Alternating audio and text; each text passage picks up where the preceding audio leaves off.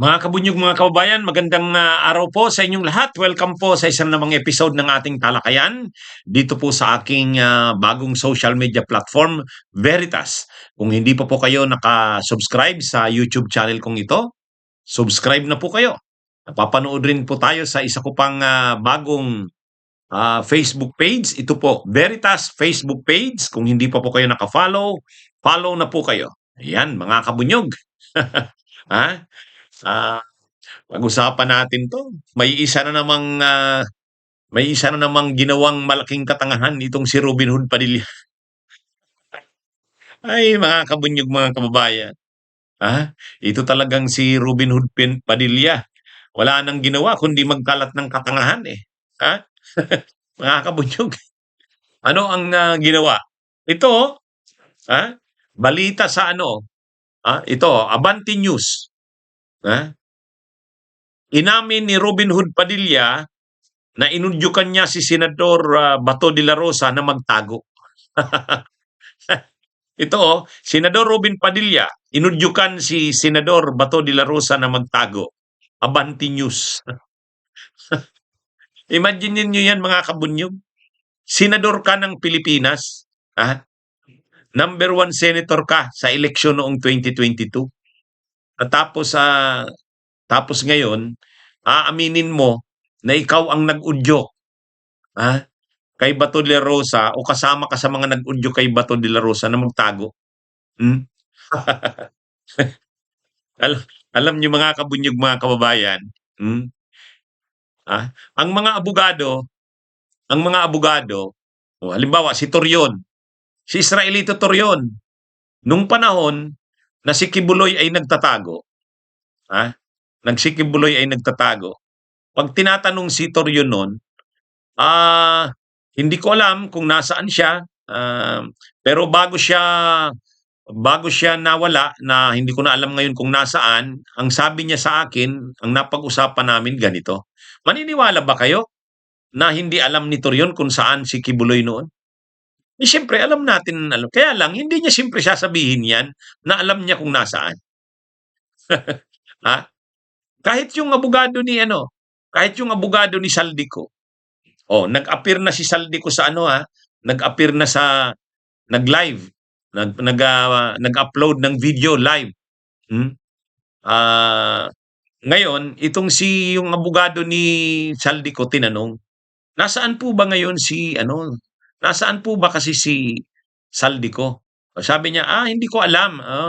Um, Pero bago siya last time na nakausap ko siya, ganito, ganyan. Sasabihin niya gano'n. Pero maniniwala ba kayong hindi niya alam kung nasaan si Saldico? Gano'n, siyempre abogado 'yan, hindi niya alam kung, sasabihin niya hindi niya alam.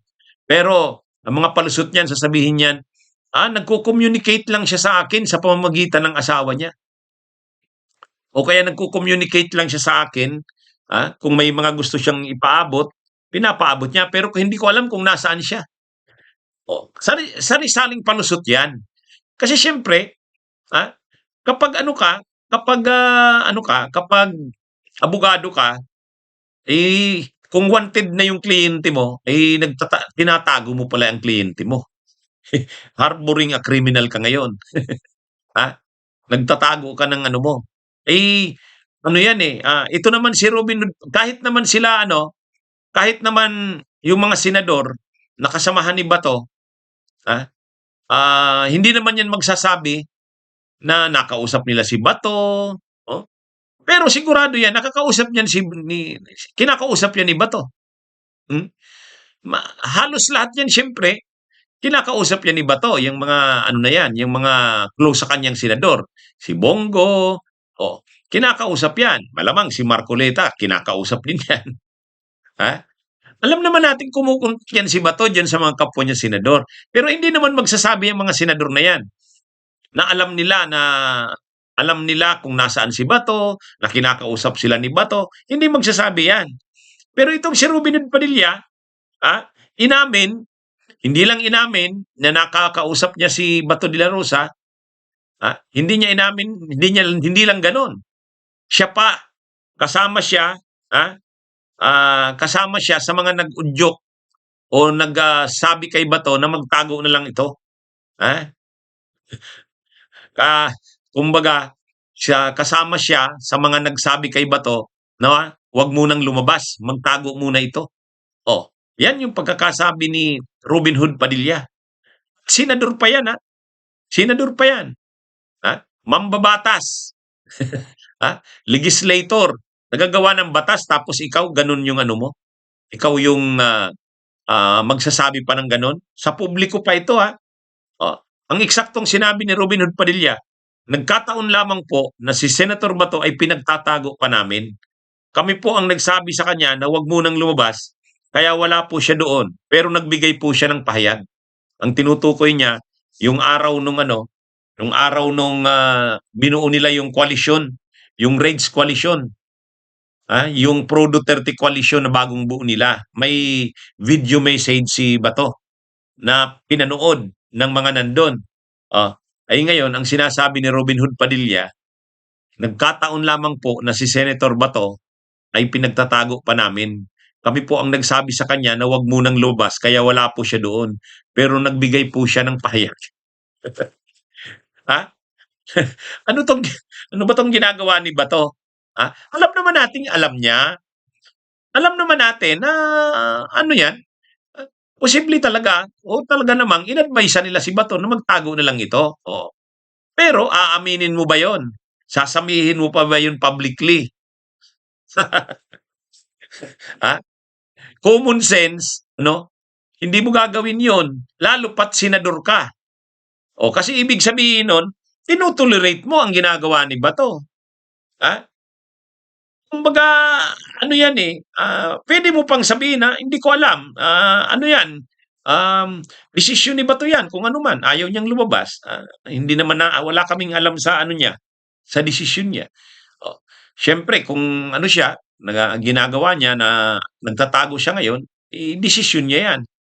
Pero yung sabihin mo, kayo ang nag-udyok, ikaw ang nag-udyok na magtago si Bato, "Wag muna ito magpakita." Unang-una, galit na nga ang taong bayan dahil sumisweldo ito kahit hindi nagtatrabaho. Tapos ikaw ngayon sasabihin mo na ang advice mo kay Bato ay wag muna itong lumabas, magtuloy itong magtago. Ha? Tapos tumatanggap ng sweldo. Eh di ano pala, sang-ayon ka sa ginagawa ni Bato na magtago ito pero tatanggap ito ng sweldo. Yan yung ano yan yung unang ano dito ni Robin Hood Padilla. Tama lang yung ginagawa ni Bato na nagtatago ito pero tumatanggap ng sweldo. Hmm? Napakalaking katangahan yan na mambabatas ka. Dapat ikaw nagtataguyod ng batas. Ano? Ikaw yung nagtataguyod ng tamang batas at tamang pagpapatupad ng batas.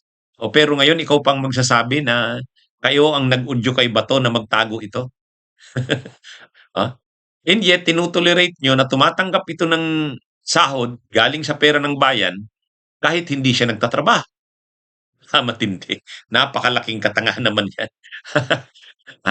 Bagay si Robin Hood Padilla 'yan. Ano pa ba naman ano pa ba namang maasahan natin diyan? Ha? Ang ano niya diyan, parang sinasabi niya, honest lang siya, matapat lang siya. Pero nga, mambabatas ka, senador ka, tapos aaminin mo ganyan yung ginagawa mo? Oh, tama ba yung gano'n? Kaya nga yung mga senador wala namang 'pag tinatanong mo 'yan, anong sabi ni Bato sa kanila? Wala naman nagsasabi diyan kung anong sinabi sa kanila ni Bato.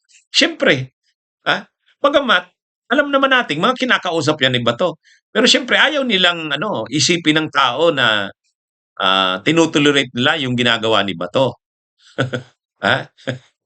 Walang senador na mag-aamin 'yan, na tino-tolerate nila yung ginagawa ni Bato.